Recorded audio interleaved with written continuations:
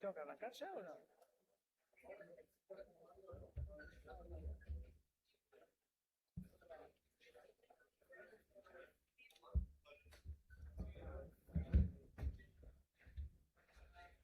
¿Le va? ¿Todo bien? ¿Bien usted? ¿Todo bien? Muy bien.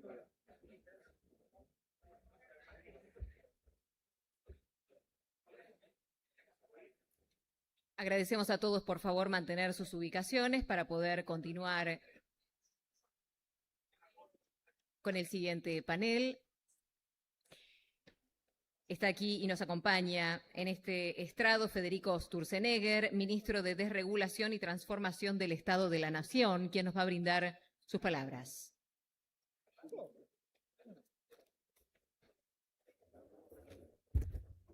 Buenos días, no sabía que tenía que arrancar, así que un gusto estar.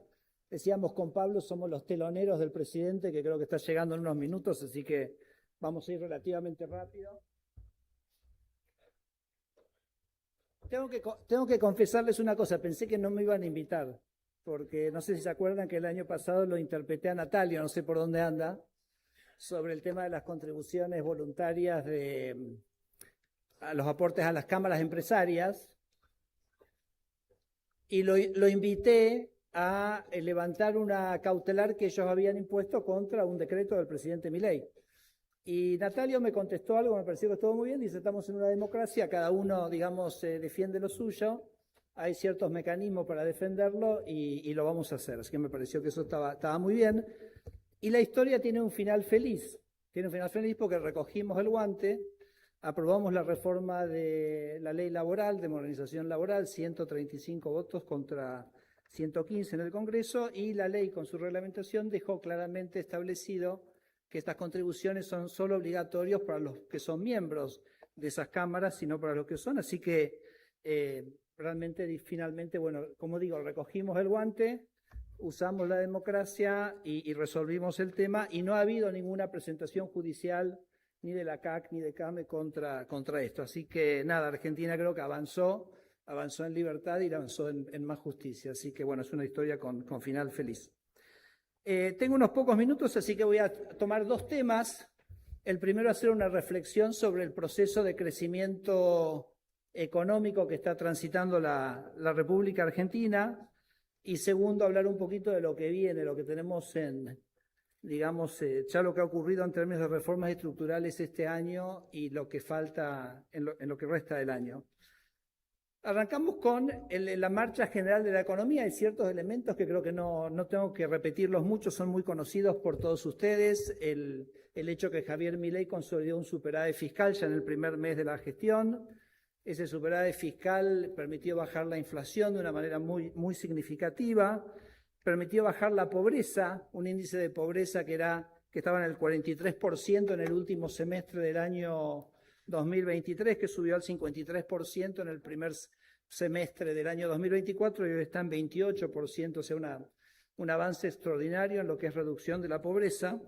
Y un riesgo país que está en 80 puntos básicos. Digo, el país con Javier Milei, el país con la persona que van a escuchar dentro de un rato hablar, es 80 puntos básicos, porque si ustedes miran el bono que emitió Toto, que vence dentro del mandato de Javier Milei, lleva un riesgo país de 80 puntos básicos. O sea que imagínense lo que va a pasar en la República Argentina cuando reelija Javier Milei el año que viene con el valor de los activos. O sea, imagínense lo que va a ser el valor de los activos cuando haya que descontar esos flujos de caja, no a 400 o 500 puntos básicos, sino a un número sustancialmente menor.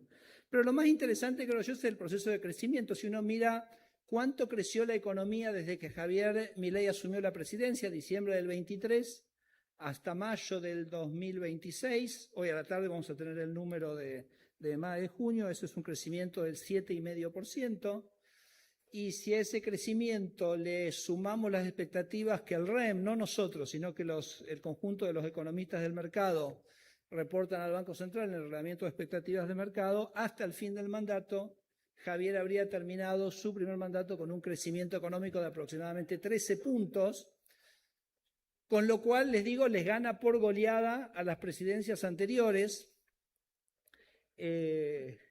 y me parece que es como el punto de partida de cualquier análisis que hacemos de la presidencia de Javier. 13 puntos, 12, 13 puntos de crecimiento después de 15 años de un estancamiento absoluto. Cuando digo estancamiento, es estancamiento del PBI, con caídas del PBI per cápita. Así que es un cambio realmente importante.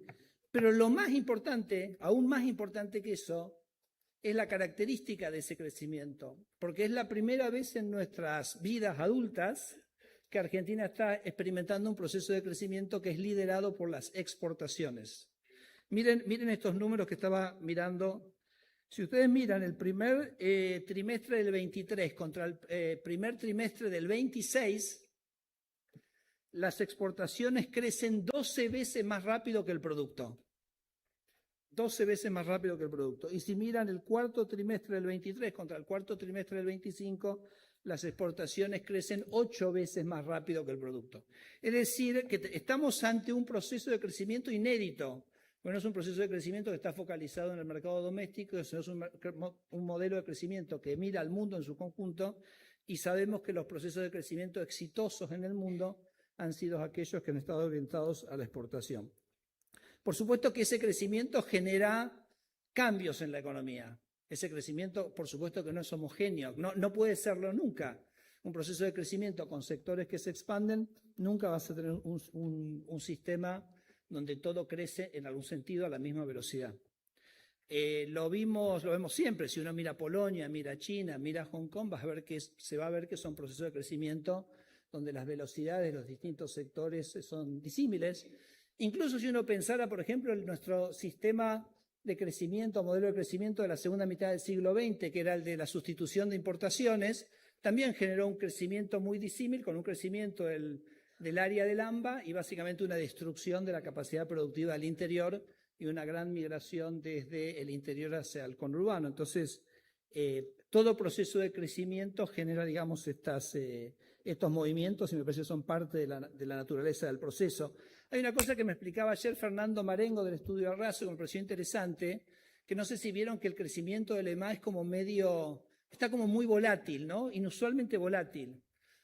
Y él me decía que eso ocurre porque cuando uno computa la desestacionalización del PBI hay ciertos ponderadores de desestacionalización y esos ponderadores están cambiando dramáticamente. Por ejemplo, uno puede tener un proceso de crecimiento que tiene un ponderador muy fuerte en la cosecha agrícola, pero hoy la economía le ha sumado a la cosecha agrícola las exportaciones de petróleo. Y las exportaciones de petróleo son totalmente estables a lo largo del año. Entonces, en los periodos en los cuales quizás teníamos un ponderador de desestacionalización bajo, la economía se encuentra con la sorpresa de que la economía no cae como usualmente caía, y entonces se generan como esos saltos muy violentos que no entendemos muy bien por qué el EMA está con tanta volatilidad, ¿no? Entonces, son los ponderadores de desestacionalización que están operando, más que el cambio en la economía en su conjunto.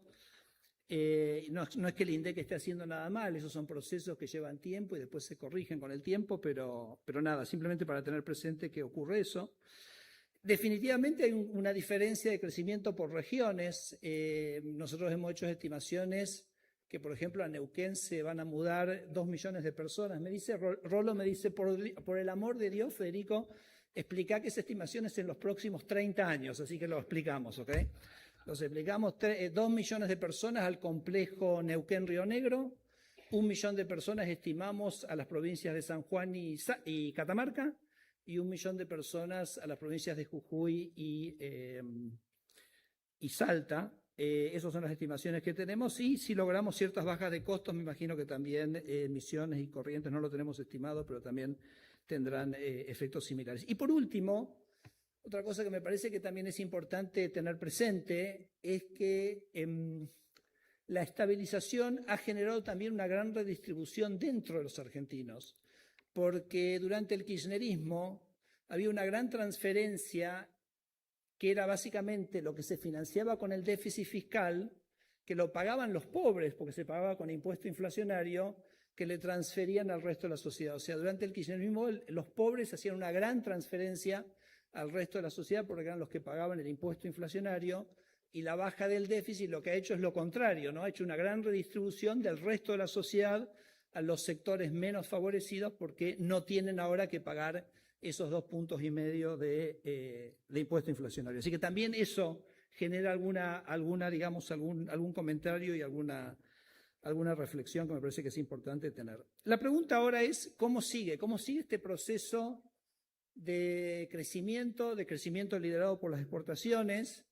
Y nosotros pensamos en 4 grandes ejes de trabajo, uno que tiene que ver con los derechos de propiedad, el otro que tiene que ver con el financiamiento, otro que tiene que ver con la infraestructura, otro que tiene que ver con la apertura. Estos son los motores que van a permitir que ese crecimiento siga. Yo sé que a veces un poco, sobre todo el trabajo que hacemos nosotros en el ministerio, se nos mira como que somos un poco áulicos de aula, ¿ok? Porque como algunos de nosotros venimos de la academia, y yo digo que no, la verdad que nosotros no somos áulicos, nosotros somos plomeros, porque lo que nosotros hacemos es meternos realmente en la base de los edificios, nos metemos con las cloacas, limpiamos los caños, o sea, no hay nada más terrenal y menos áulico que lo que hacemos en el Ministerio de Regulación. Pero les quiero contar 13 reformas que como equipo hemos implementado, 12 reformas que como equipo hemos implementado o estamos en proceso de implementar este año para que se tenga una dimensión de lo que está ocurriendo. Entonces arranco. Por supuesto, la ley laboral es la primera, ¿no? La ley de modernización laboral aprobada por el Congreso allá por febrero. Es un tributo a la paciencia del gobierno, porque nosotros la ley laboral la arrancamos en el DNU, no pudimos.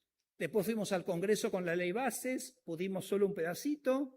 Y después pudimos mucho más con la ley de modernización laboral en febrero. Y bueno, tampoco terminará el proceso ahí, pero me parece que es un gobierno, digamos, que no ceja en sus objetivos. El segundo, por supuesto, fundamental, la ley de glaciares.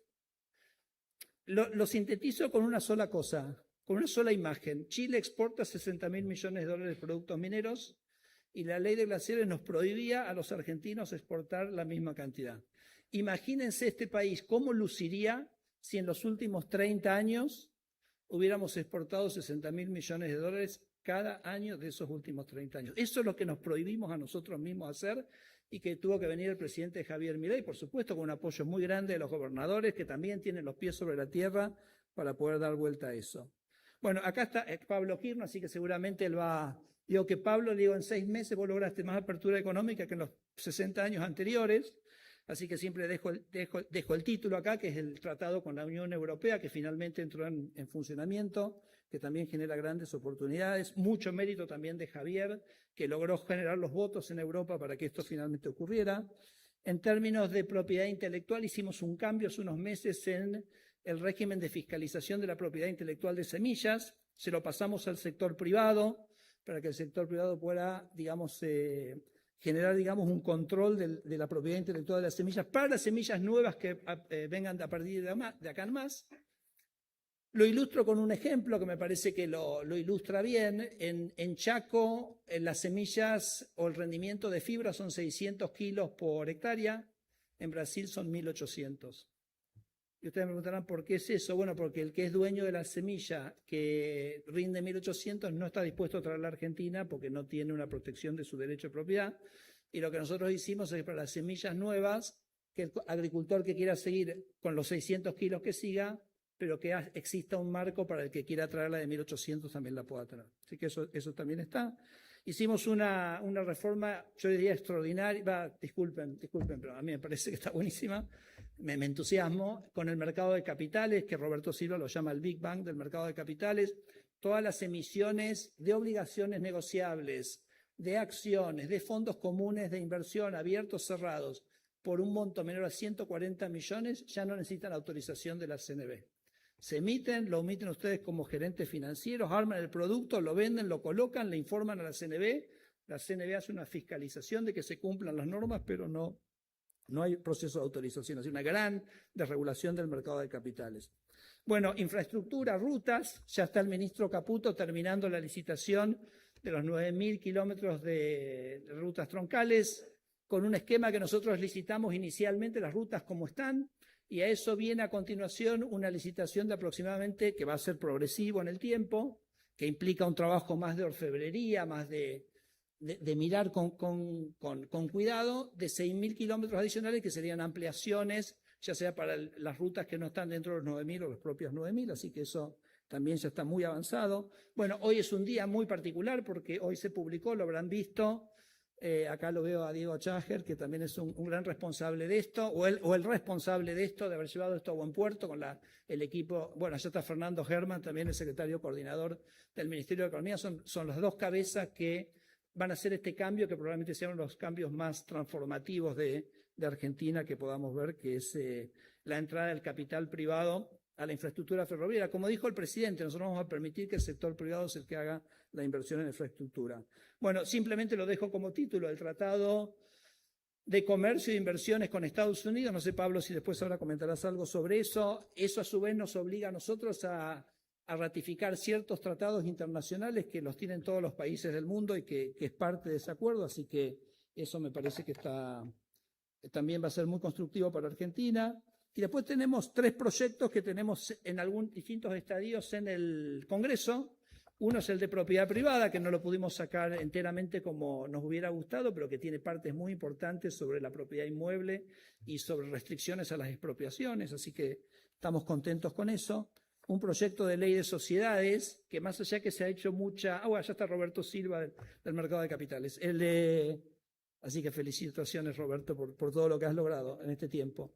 Ley de sociedades, se ha hecho mucho énfasis en el tema de inteligencia artificial, de las empresas, que el presidente lo ve como una oportunidad, un vector para hacer lo mismo que hizo Irlanda hace muchos años, de convertirse en el lugar atractivo para las inversiones. En el caso de Irlanda fue para las inversiones que estaban orientadas al mercado de la Unión Europea.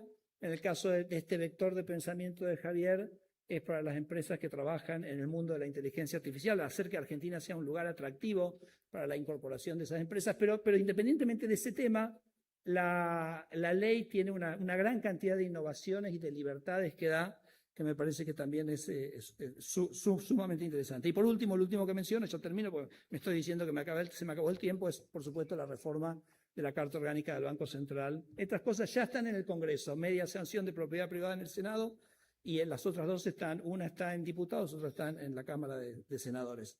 Así que, más allá de que el gobierno de Javier Milei va a terminar ganando por goleada el campeonato del crecimiento económico, por lo menos respecto a las presidencias previas, el presidente es un buen director de un equipo muy, muy, muy diverso, que está implementando todas estas reformas. Y no tengo absolutamente ninguna duda que este conjunto de reformas, más muchas otras cosas que tenemos en cartera, es lo que va a permitir que Argentina consolide este proceso de crecimiento, como digo, liderado por las exportaciones, y vamos a tener muchas décadas de prosperidad si mantenemos este rumbo. Muchas gracias.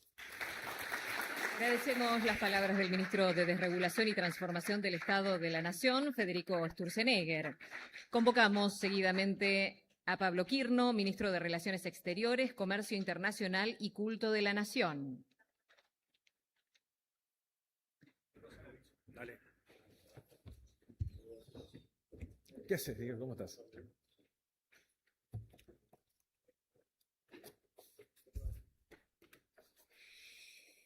Uy, ¿cómo encandila esto? Bueno, buenos días a todos. Quiero agradecerle especialmente a Susan Siga, el presidente del Council of the Americas, por esta invitación y por el trabajo sostenido de una institución que desde hace tantos años contribuye a promover una reflexión de fondo sobre la Argentina, sus oportunidades y su lugar en el mundo.